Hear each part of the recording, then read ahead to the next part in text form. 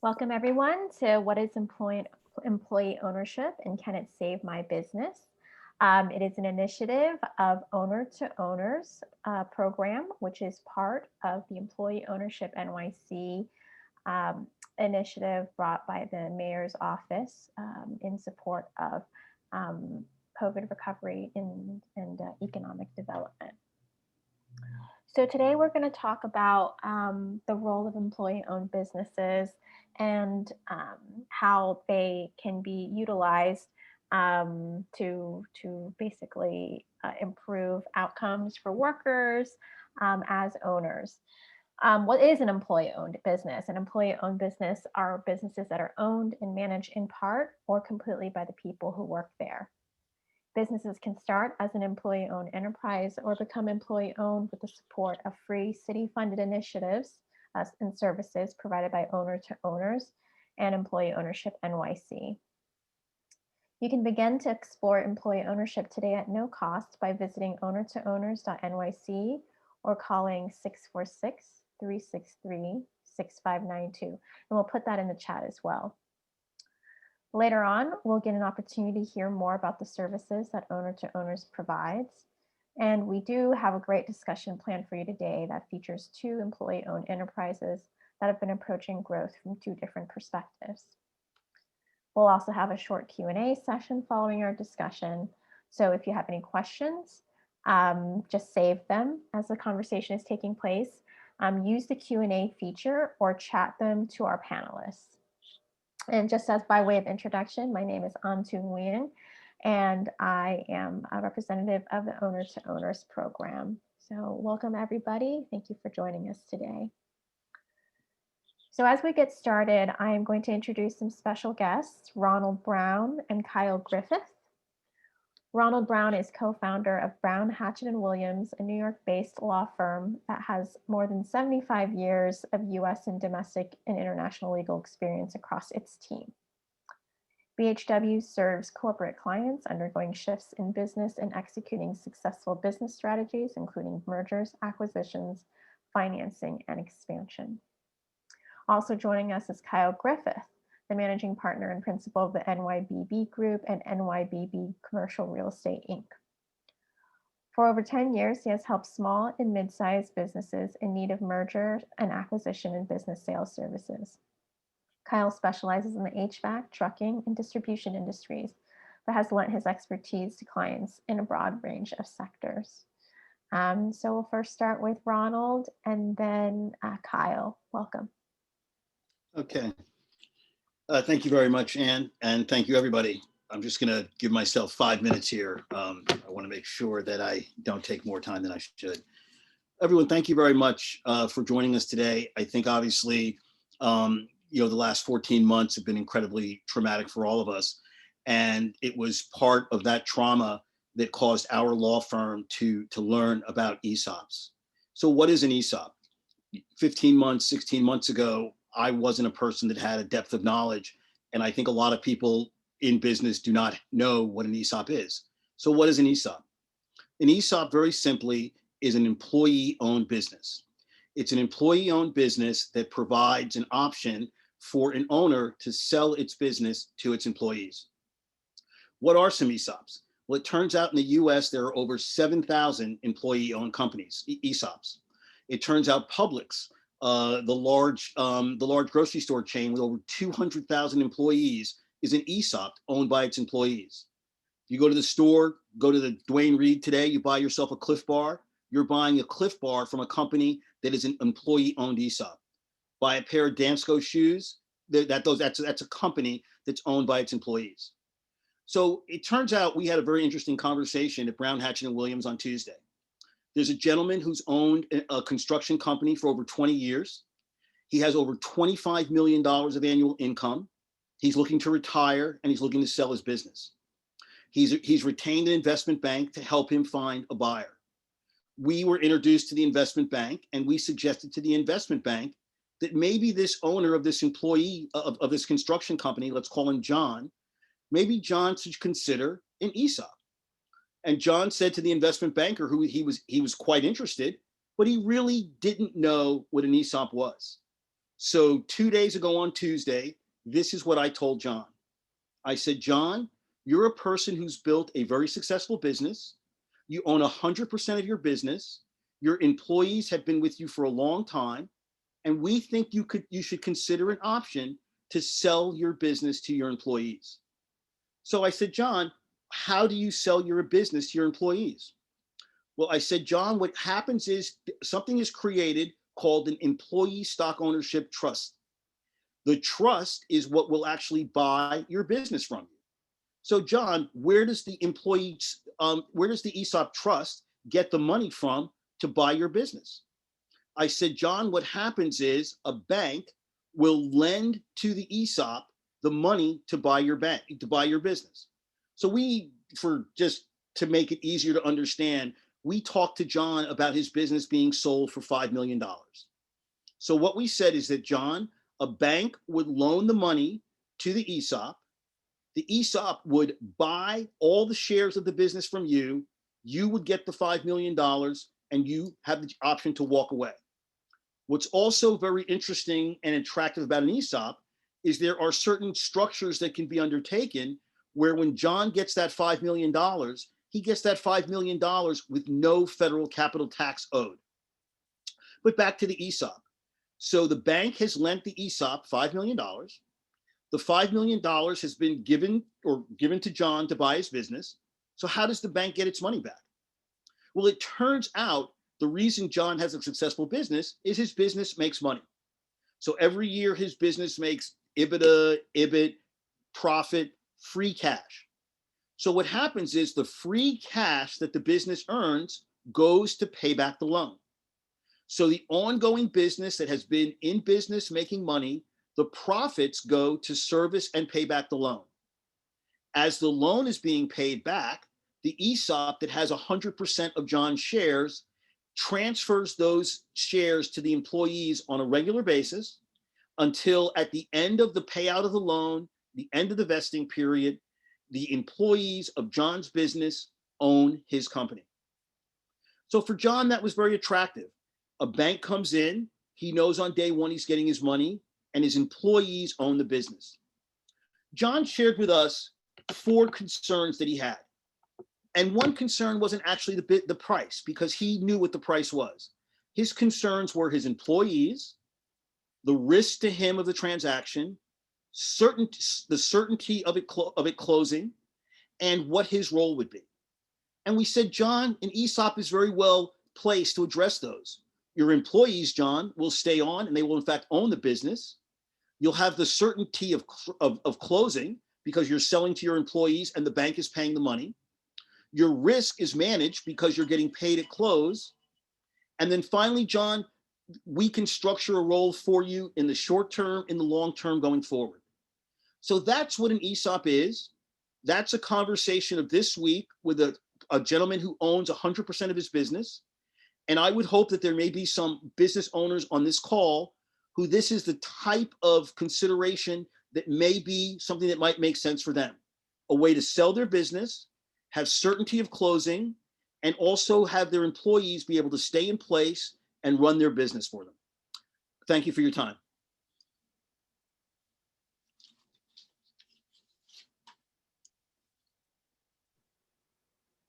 Thank you, Ronald, for the introductory remarks. So I'll pass it on now to Kyle Griffin for welcoming remarks.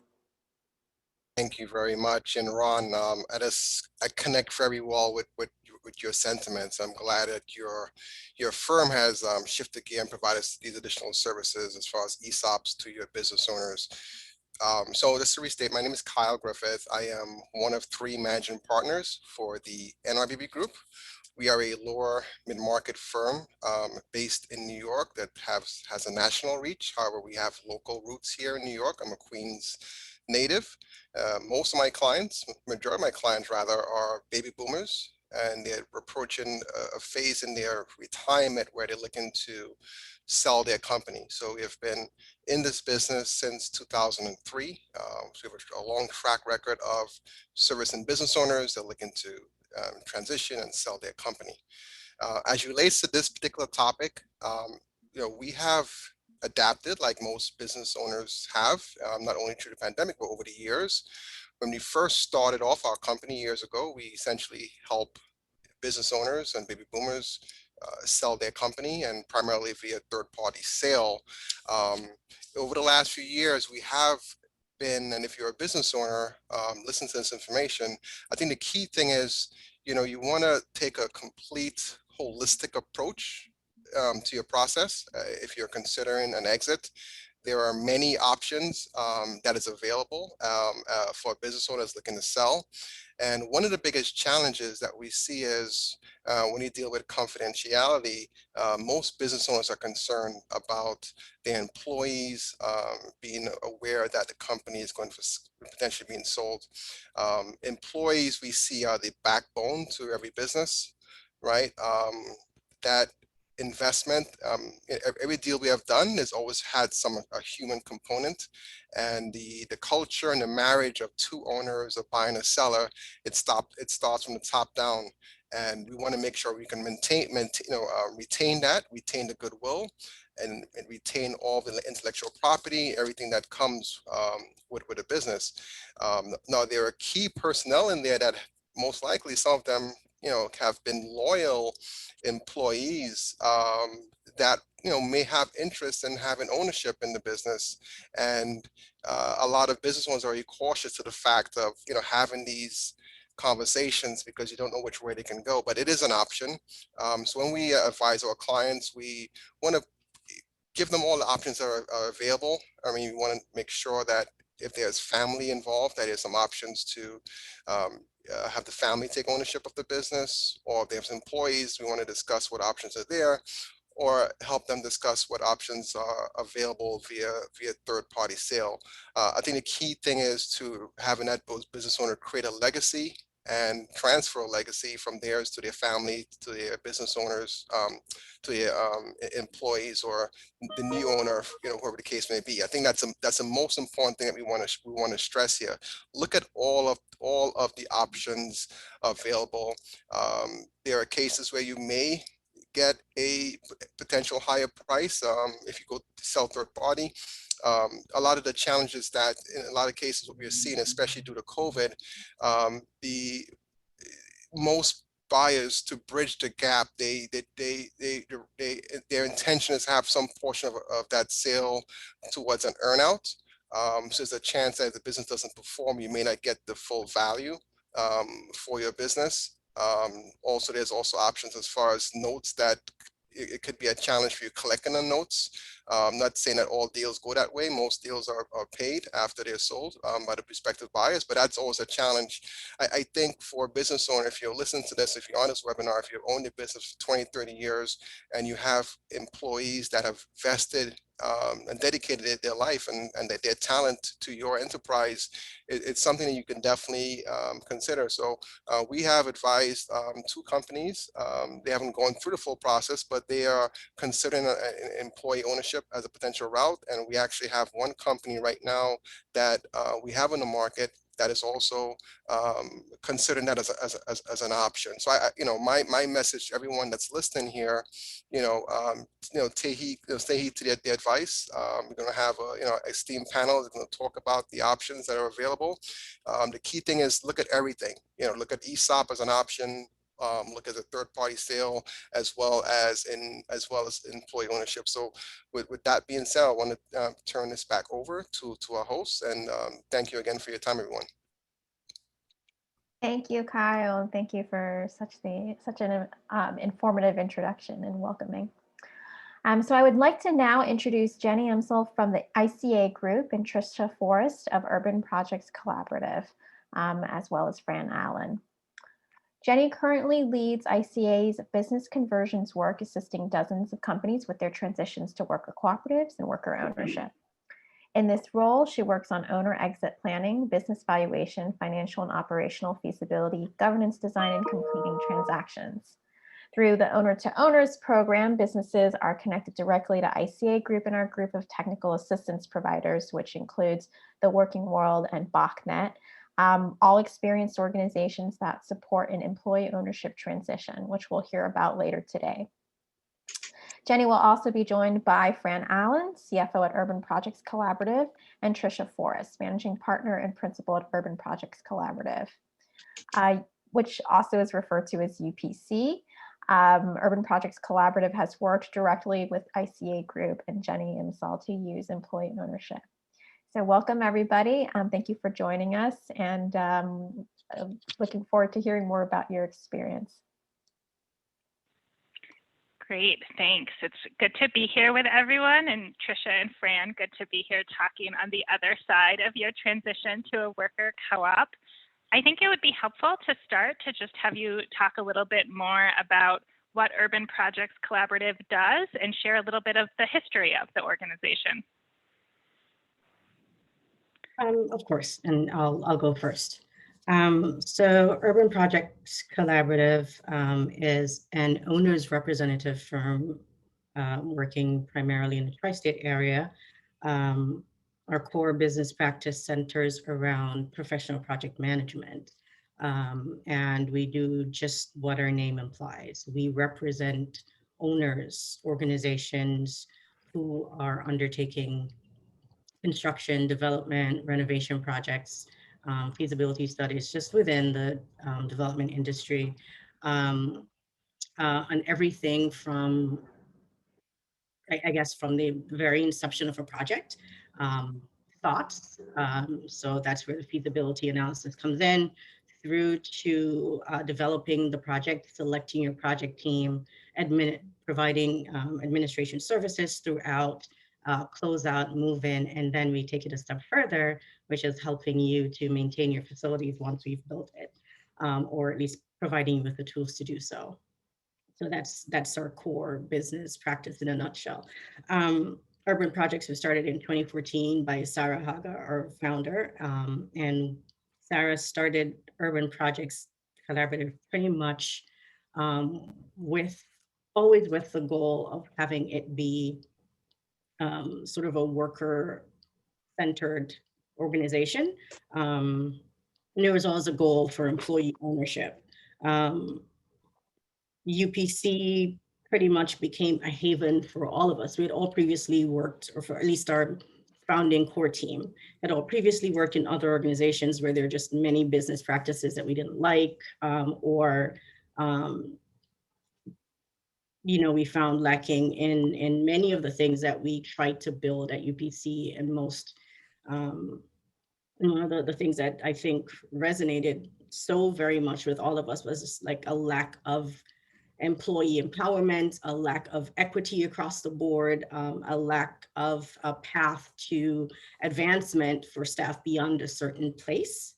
And, it touched on something that I think it was Kyle said earlier about, working someplace 20, 30 years and they change ownership or they close shop with sometimes it seems no real thought beyond, their immediate needs and what happens to somebody who's dedicated 20, 30, 40 years to you. And we didn't want that to be our legacy or like something that, having given ourselves 30, 40 years to an industry, not having just like a solid place to land. And that was basically the premise behind UPC and our pretty much founding goal of being a company that was employee owned eventually. Great, thank you for that background, Tricia. And so, yeah, I think Urban Projects Collaborative is unique in that from the beginning you had this goal of a shared ownership model. I'm wondering if you or Fran can just talk a little bit about the decision to become a worker cooperative as the particular form of employee ownership for your business. One of the things that's pretty unique about UPC is the fact that it's always been very open. It's always been very transparent. So as we worked on a strategic plan, most companies, the strategic plan is done by upper management. And once the plan is put together, it's presented to the employees and say, here you go, here's your map. Let's get on with it, right? So with UPC, everybody in the company sat at the table and we had many meetings and many hours of conversations about a lot of different things. And one of the things was, how do we move the company to an employee-based or employee-owned model what would that look like? How would we structure it? Governance and things like that are very important. The finances, obviously, are very important. So, I'm of a particular thought pattern of efficiencies, and so when I think of a room full of people trying to make decisions, it doesn't seem very efficient to me. So I was very skeptical, and I would say that I'm quite pleased that we've able to take what we wanted, our goals, and actually get a model that would work for us. And so far it's really been great. I think that it's really important for people in today's work environment to feel that they have a voice within the business, and that they can buy into those decisions that the business is making. I mean, it seems to be much more important in this day and age. And so that was really the big thing for me, was the surprise of seeing it, work as other people, younger people, I think, because I'm old and I've just been working in the same environment for a long time. So I'm quite pleased, and I'm very happy that I'm been able to be a part and to contribute to this. Thanks, Fran. And yeah, Fran, you just shared some of your misconceptions or misgivings about this model being workable. And it sounds like UPC had the experience of being told that what you were trying to do wasn't possible for your company. I'm curious, Tricia, if you can talk a little bit more about some of those interactions, what you were told, and then on the flip side, the experience of working with ICA Group to help achieve the goals of the ownership structure. Well, I think mainly because when people think of cooperatives, they think of very specific businesses that lend itself well to that. At best, we were told that partnership was where potentially where something like our practice, that's typically where it goes, or it's a sole proprietorship. Because of the nature of the work we do, because of how we were initially structured. And also because culturally, decision making for us as a group, collectively, was always difficult. And so people would come in, do an analysis, and it would be, I think you're better off sticking with what you have. Just try to have more efficiencies in decision making, maybe have a different kind of governance structure. Working with ICA, from I think the very first conversations we were, I think, the only organization that never said what you're asking for is impossible, or that you already have this structure, it's just not possible to change. Initial conversations with you were, it will be difficult, but it is possible. Here are possible ways for it to happen. And I think that was just so refreshing for us to hear. And then it didn't make that prospect so daunting. And we were prepared to roll our sleeves up and do it. I think going into it, at least when we first started, like the real work of it, we started our planning pre-pandemic. And so I think our expectations of what the process would be and what really happened were two different things. But I should also say that it's not entirely pandemic based. It's just that as an organization, we learned quite a bit about ourselves during that process, right? About what worked, what didn't work, about where we were all coming from collectively, and how those were other barriers that we had to overcome. But I think, again, the fact that we work with such a strong organization who had not only done this work, but who had familiarity with those barriers that we had in other industries, and just were able to help us navigate them and come out to the other side. So. Great, thanks. And, I think UPC was founded by Sarah with this goal of always getting to the point where you are now with the shared ownership model, but this was also a process for her of kind of building towards that ultimate goal. I'm curious if you can talk a little bit more about Sarah's vision as the founder, and then what her role is going to look like now that you've made this change. Funny you asked that. We had a conversation about that very late last night. Again,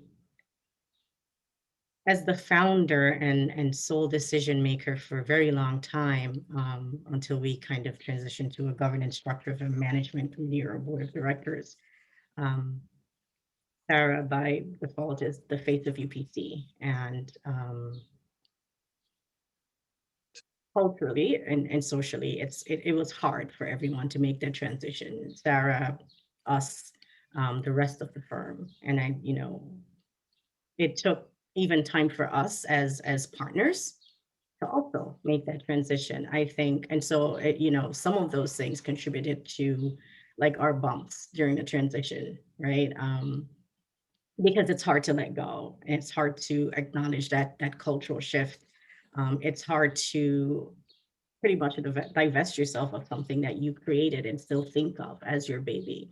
I think though, to Sarah's credit and to our team, because this had always been her goal, that UPC was never something that she wanted to keep just for herself, right? She started with the premise of everyone coming in had the potential to become a partner, to become, an owner, empowering us beyond just one little area in UPC.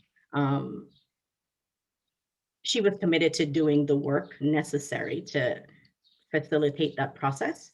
I think now that we are on that, at that point where she rolls off our management committee, effective next week, right? And essentially it's a new team. We've seen just like real work where she's still very much involved in decision making, more than she wants to be, I think, at this stage. But one of the things that's very important for us is for her not to feel pushed out, is for her not to feel as if she does not bring value or is valued just because she's no longer in that leadership role. But it's been interesting for her and for us navigating that now that she's taken a step back and is actually more comfortable with the decisions made by us, the incoming MC, and able to say, I trust your judgment, right? I've been a part of I've seen this, your process for decision making. I know what is at the heart of it. You have the same goals that I've always had. So that's gratifying, but it's also very much a relief for her to be able to put it down. And so there's still bumps, right? But she's put it this way, as a firm, as a core ownership group, we have come such a long way from our initial intent. What we saw were gaps in our practice, like our practice not matching our intent, to now actively practicing and attaining that goal and making space for others to be a part of that goal, that dream. So again, huge cultural shift. And now that we've done the PR internally from the membership perspective, there is the work that we have to do company-wide for the non-members, and of course the public-facing part of UPC. Within our industry, most people are not, there is UPC, right? And it's going to be quite a lift for people to get behind a UPC that is not led solely by Sarah. We'll do that too. Thanks, Trisha. And you alluded to the road bumps. You talked explicitly about some of the road bumps you experienced, which it makes sense in any transition like this that there are going to be road bumps. And you made it through those, right? And are now realizing this vision as you talked about. I'm wondering, Fran, if you want to talk about some of the factors that enabled your group to effectively work past those road bumps and kind of make it through the transition. Yeah, personally, I think I'm very lucky to have been involved or to be involved with this group of people. There's just a tremendous amount of respect and trust, between each one of us. We all accept the fact that we don't see things the same. You've got Sarah and I are in our late 50s, and then there's a big gap, and then you've got people who are in their 40s, and then you've got younger people. So it's this multi, I would say generational, but there are these different experiences, right? So I'm looking at 58. I'm looking at the next couple of years I'll be out. But what I want to do is to make sure that I provide for the group the processes and procedures and things so that the business can stay healthy and stay effective and efficient. So, but if it wasn't for, it was never a job. You know what I mean? This is not like it's not just a job. It's an adventure or what have you. It's always been this group of people and the respect and the trust that we have for each other. And Sarah set the tone from the very first day. I mean, I was the first employee, and you know, she said to me like the first day, she's like, you know, you're going to be a partner here, and I'm like, yeah, whatever, we got work to do. And you know, I was really more focused on the business, and that's, you know, always been my role. But you know, sure enough, we've just attracted those kind of people and formed those kind of relationships. And at its core, you know, the common goal of this, you know, group of people is to make a business where we all are comfortable, and nobody wants to ever leave. You know, it's funny, my friends hate me because I enjoy the people I work with. I enjoy the work that we do. I enjoy the clients and the projects. You know, we're not building prisons. You know, that's something, if you asked anybody in the company, nobody would take a job. We're building a prison. There's nothing wrong with building prisons. People want to build prisons, that's fine. But for us, we want to focus on doing good work, mission-based work that, you know, provides some benefit for the communities and stuff that we serve. So all of those values and the transparency and the respect and the trust are really the things that make UPC very unique.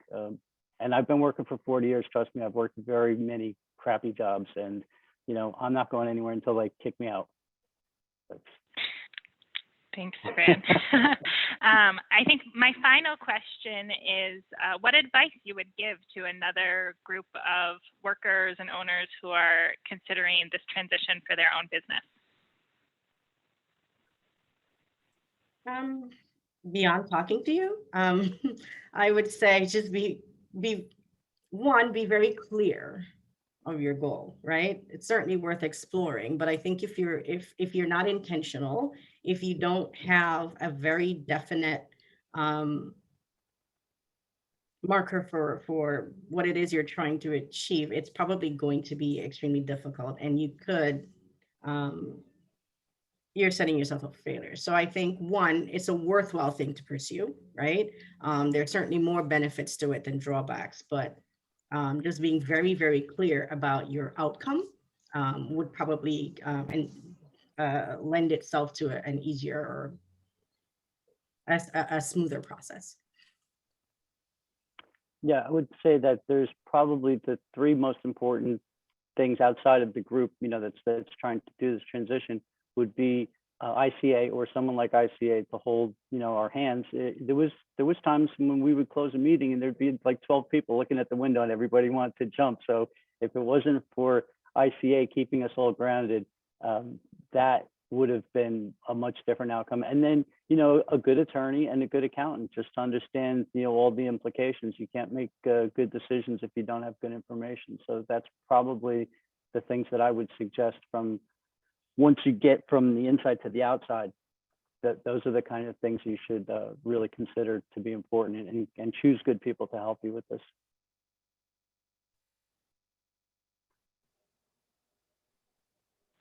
Thank you.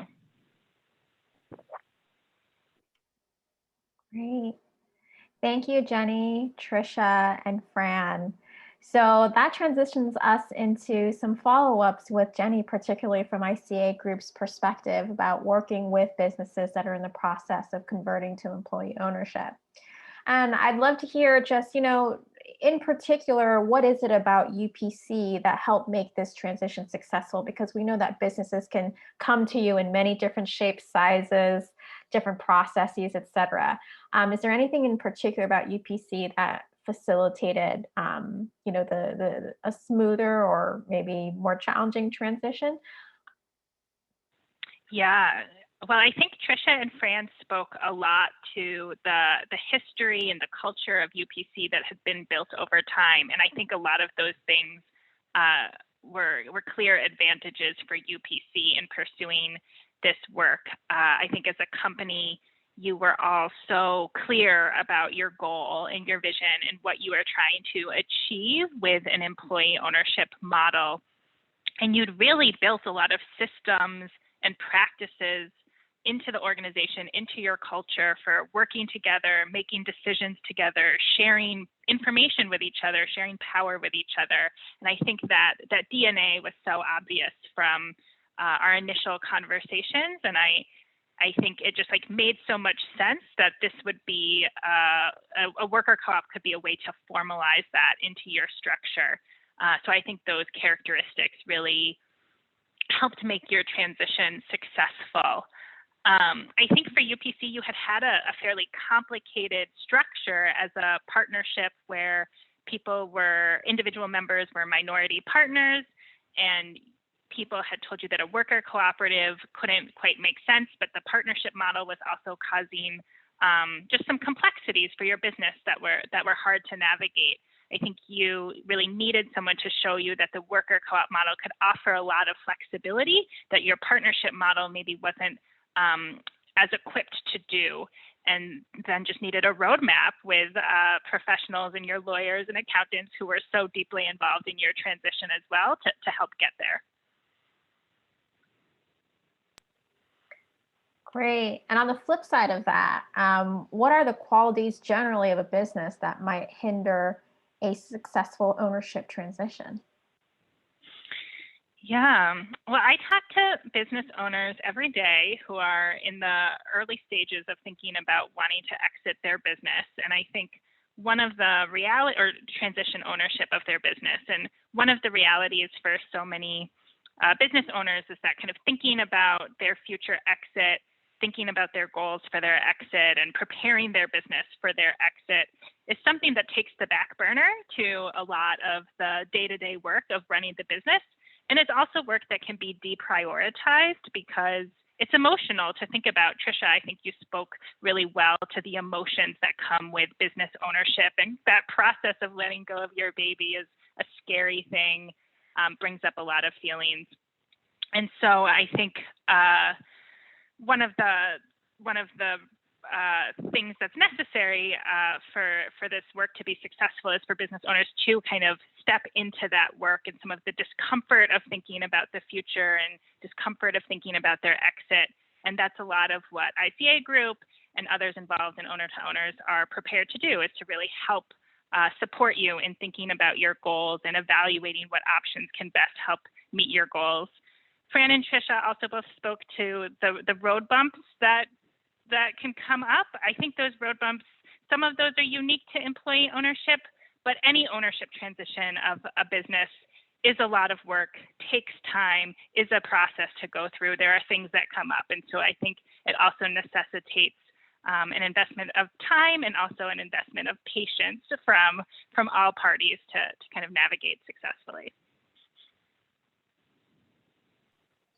Wonderful. Thanks, Trisha, for that clear explanation. And another question is, how common is the approach to UPC's founder reducing their role over time with the business? And what are the best practices in terms of continued owner engagement in a business? Yeah, it's a great question. And I think one of the reasons we really love employee ownership is because there is a lot of flexibility here for what that looks like. We work with a lot of businesses where the owners don't want to fully step out. They can't imagine being completely disconnected from the business. And just like with UPC, this model allows them to stay involved, reduce their responsibilities over time. That can really appeal to owners who have that deep connection to their business and can help employees feel supported during the transition. I think this option could also and does also allow owners to step away at the time of the transition if that's more in line with their goals. That just puts a little bit more pressure on the business to have the systems and staff and leadership in place to take over their responsibilities and make sure they're effectively transferred. So for owners who want to get out at the time of sale, if they invest in building up a business that can operate without them, this model allows for them to step away, but there's also a lot of flexibility for owners to transition out over a more staged transition. Awesome. Thank you, Jenny, for joining us and just for all of your insights with regards to the process of converting businesses to employee ownership. So I'm going to transition back now to Owner to Owners and what it is. We'll learn a little bit more about it. And Michelle Sines with the Working World, another partner with Owner to Owners, is joining us to share a little bit more about the program and what are the services offered. Thanks, Antu, and thanks everyone for sharing your stories. They're always great to hear, and our intention with this initiative is to create more stories like these.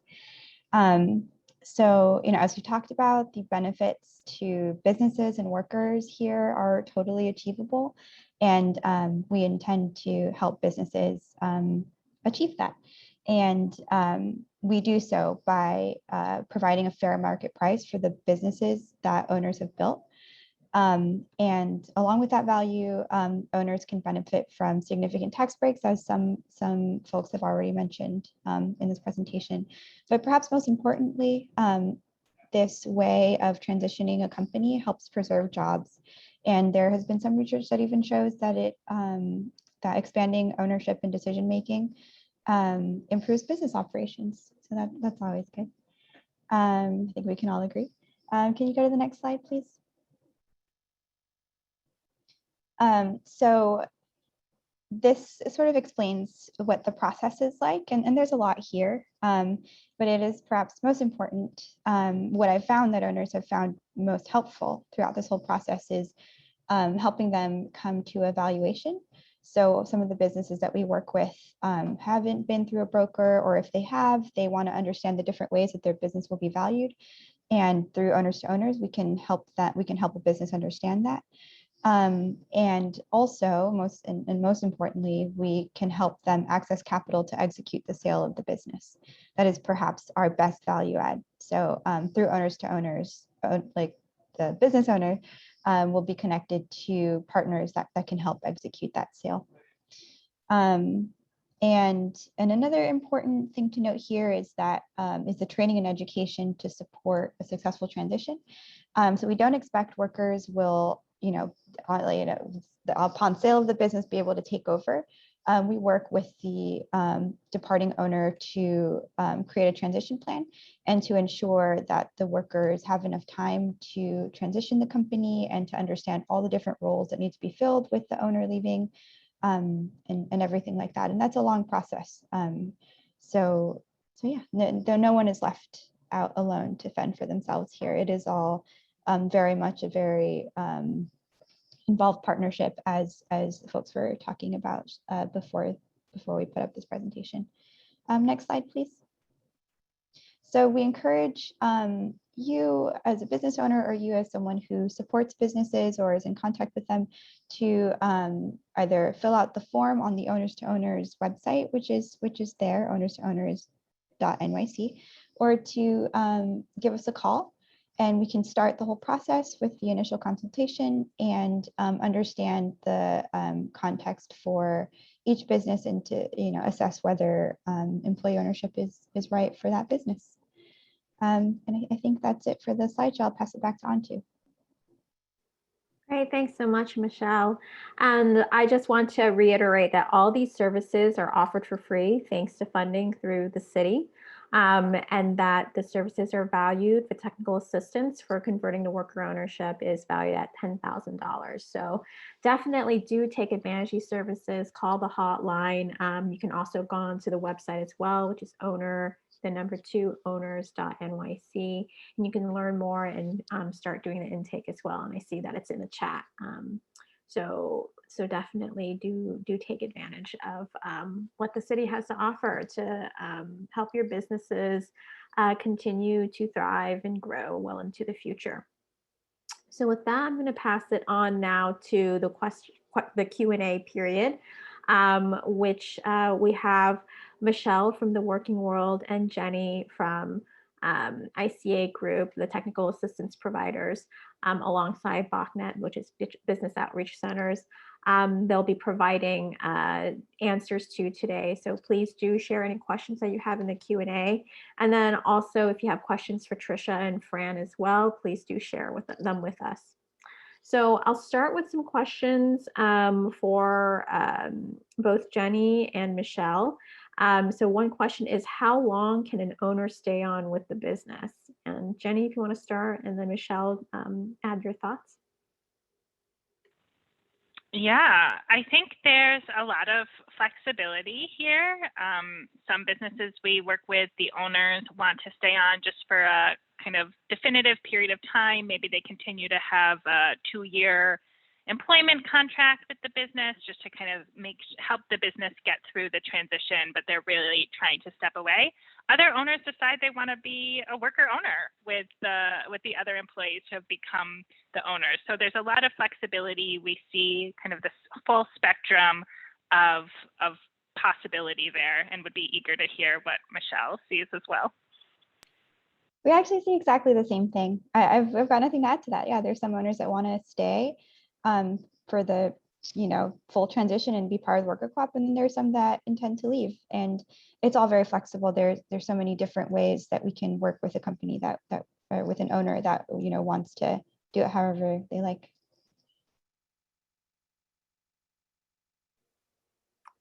Great. And I also wanted to add that we are joined also by Shelley Miller from ICA Group, who also has been doing a lot of work with regards to outreach and connecting with worker owners and small businesses looking to convert to employee ownership. So can we spotlight Shelley to join us in the Q&A?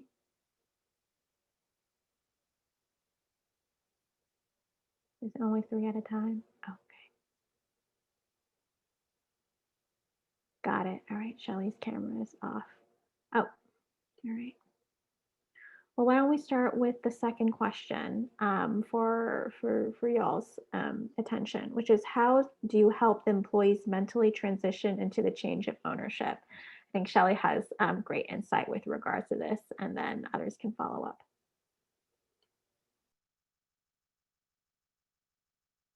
Can you repeat that, Antu? I'm sorry, I was trying to figure out my camera. Oh, no worries. It's how do you help employees mentally transition into the change of ownership? Okay, thank you.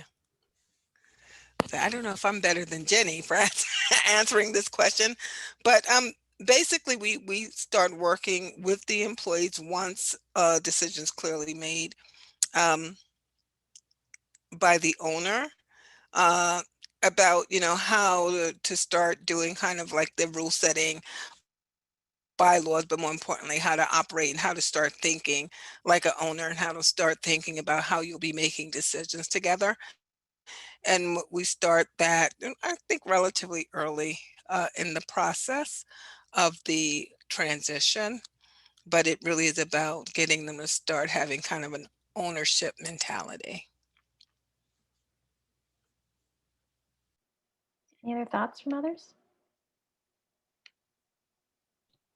Yes, that certainly can be a barrier to full participation in a worker cooperative when people aren't sort of taking on the responsibility of running the company, or if they're nervous to do so for a lot of legitimate good reasons. So we tend to take time to train folks on what it means to make decisions and to inform them of all the various aspects of running a business enough so that they feel confident weighing in on different decisions.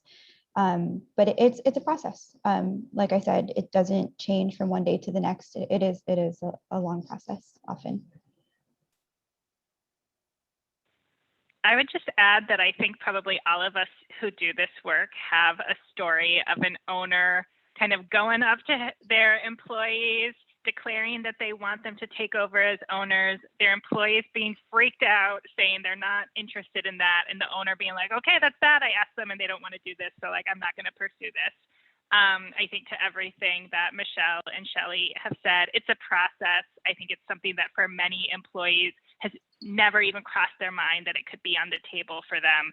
And so it's normal in my work for there to be some skepticism and uncertainty and lack of confidence in their abilities early on. And so it is that process of just getting through that and building comfort and skills around this idea.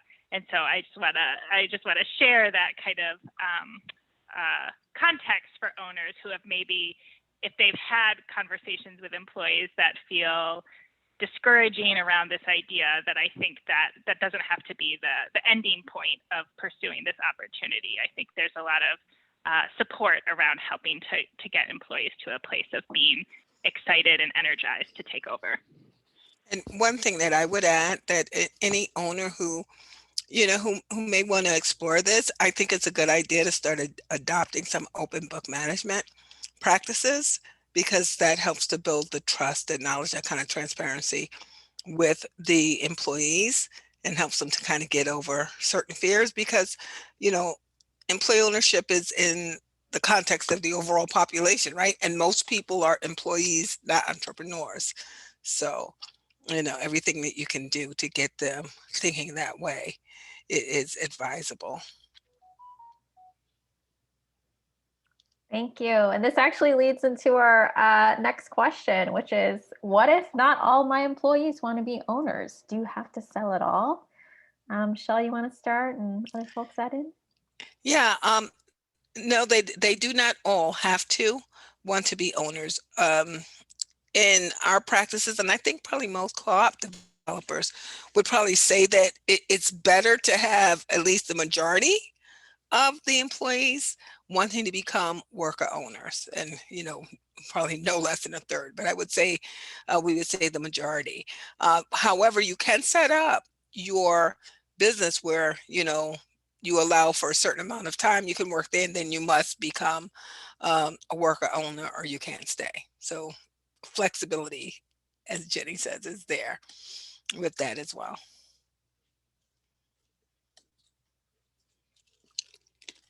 Nothing to add, just to also second the fact that not everyone needs to be a worker owner, but they need to have a pathway to ownership available to them if they want to become a worker owner.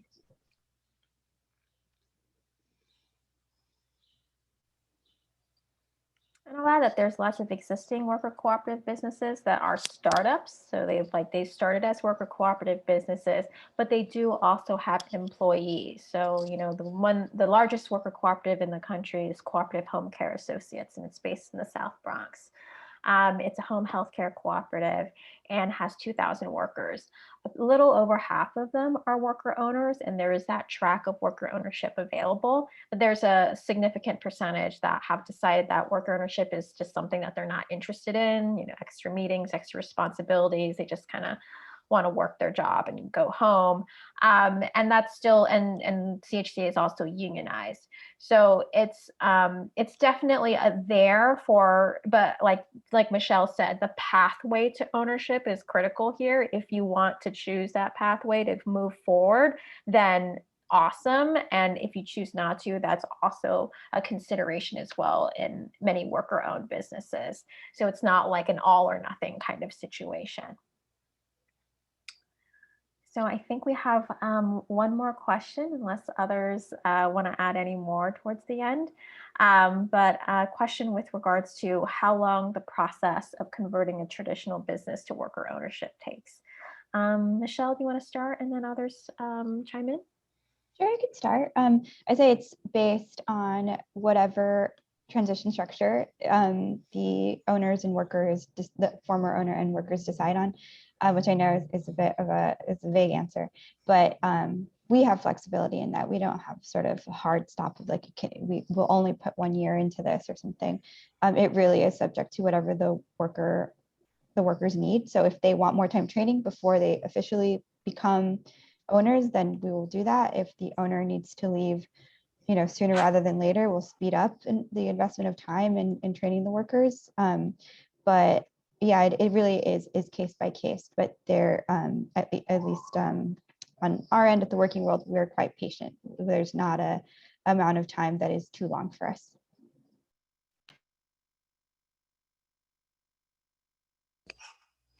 Sorry, my dog.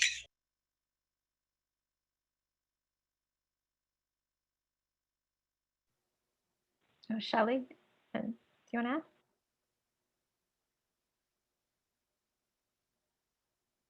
Shelley, do you hear? Yeah, I was trying to just excuse the dog. I think that we probably tell people that they should plan on at least a year. Yeah, it's theoretically possible to do it quicker than that, but theoretically, in actual application, we tell them at least a year. And of course, it can take longer because it does depend on both the owners and the future worker owners, and how each one of them wants to proceed and how together they are to proceed, and that how together is different for each group, right? Because you know, the owner, I think we've touched on already, like the emotions, and that is a big part of it, but there's also like the business, what kind of cleaning up needs to happen, records and all that sort of thing. And you know, the employees have to be ready as well. So when you're Jenny, you want to add anything? No, I think that was the perfect answer. Yeah, Fran and Tricia, do you want to speak to your experiences of the process?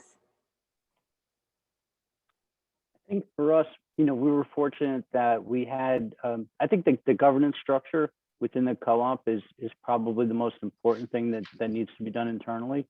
So we were fortunate that we had a management committee and we had rules and we had partners and things like that. So the transition really, while it was a lot of long conversations amongst the group, we had the framework. You know, we weren't going from a one person who's in charge and then everybody being an employee and you know, working for that one person. It was really a kind of peer situation.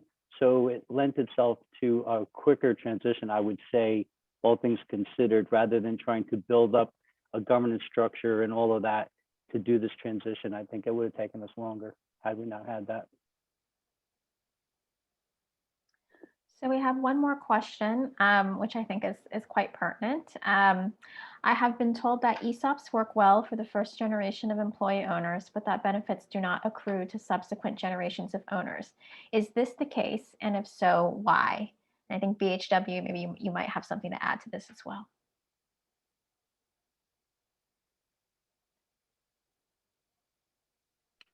Could you repeat the question, please? I want to hear it again. Sure. I have been told that ESOPs work well for the first generation of employee owners, but that benefits do not accrue to subsequent generations of owners. Is this the case? And if so, why? That's a tremendous question, and that's one I've never really thought of. And I think what the question may be is, let's say we go back to our person, John, with the construction company. And let's say that John has 25 employees. And let's say that John's 25 employees buy his company. So let's say all 25 employees own 4% of the company each. A wonderful question is, if my name is Mary and I work at the construction company, if I pass away, what happened to those 4% shares that I own? Do I transfer those 4% shares to my family through my will?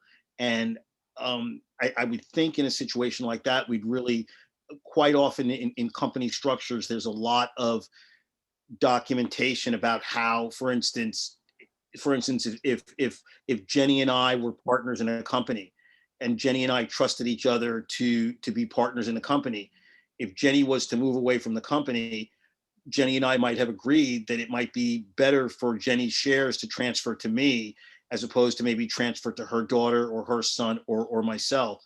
So I think that's a wonderful question. I think in an ESOP, one would have to look at what the transfer provisions would be for the workers that are the first generation, because there could very well be constructs whereby the shares that they receive as the ESOP would not pass on to their progeny. That's a wonderful question.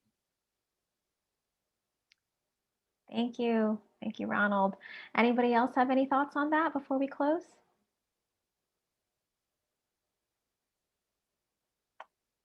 All right, then. That's a very good way to close the conversation, with like a deep question like that. So thank you, Ronald, for answering. So thanks everyone for joining us today. Really appreciate the time you've taken to do so. Special thanks to Ronald Brown of BHW and Kyle Griffin of the NYBB group. And we also want to give special thanks to Jenny Msall from the ACA group, Fran Allen, and Tricia Forrest from Urban Projects Collaborative for a wonderful conversation. And if this piques your interest and you want to learn more, please do reach out. Again, the owner2owners.nyc, number 2owners.nyc, or just give us a call on the hotline, which is shared in the chat, 646-363-6592. Thanks again for joining us, everybody, and I hope you have a great day. Thanks, everybody.